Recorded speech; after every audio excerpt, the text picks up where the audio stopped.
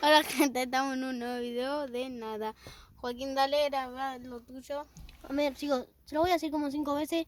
Recién se nos acaba de cortar el video y estaba contando la historia. Le voy a contar muy rápido. Así que, mira, la gente que vivía en una casa. Amigo, me cansa esto. La gente que vivía en una casa tenía un perro y entonces no querían que lo siga porque se iban a otra casa y se mudaba y lo querían dejar ahí. Entonces yo dije, voy a agarrarlo para mí. Pero la señora me dijo que agarra al perro y que me lo lleve yo.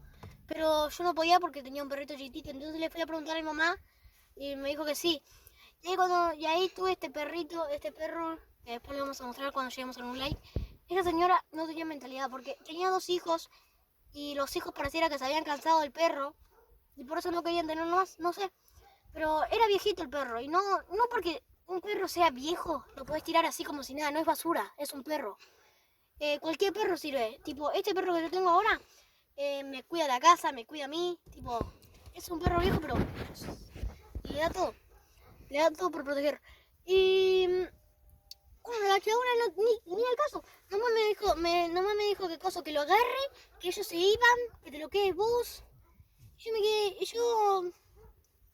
¿qué, con qué mentalidad haces eso? ¿Por qué me voy dando la cámara, boludo? ¿Con qué mentalidad haces eso? No puede ser tan boludo. Y bueno, y acá una chica casi me roba el perro. Posta, casi me roba el perro. Porque no era la dueña anterior. Pero ella le da de comer. Pero mirá, lo que hace es que lo deja entrar a su casa y le puede dar la comida tranquilamente afuera. Pero lo deja entrar a su casa.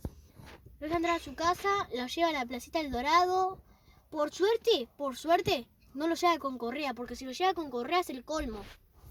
Por eso nunca dejen que les roben un perro. A mí me lo están robando poquito a poquito, pero no voy a dejar que me lo roben. Posta. Y bueno, y eso les quería decir nomás, que no porque un perro sea viejo, y no es que no sirva más. Es que tengan un poquito más de mentalidad. Estos 5 suscriptores que tenemos nosotros tienen que hacernos saber porque no porque un perro sea viejo es inservible. Hagan saber a todos que estamos acá rompiendo y le vamos a romper el YouTube. Nos queremos. Chau.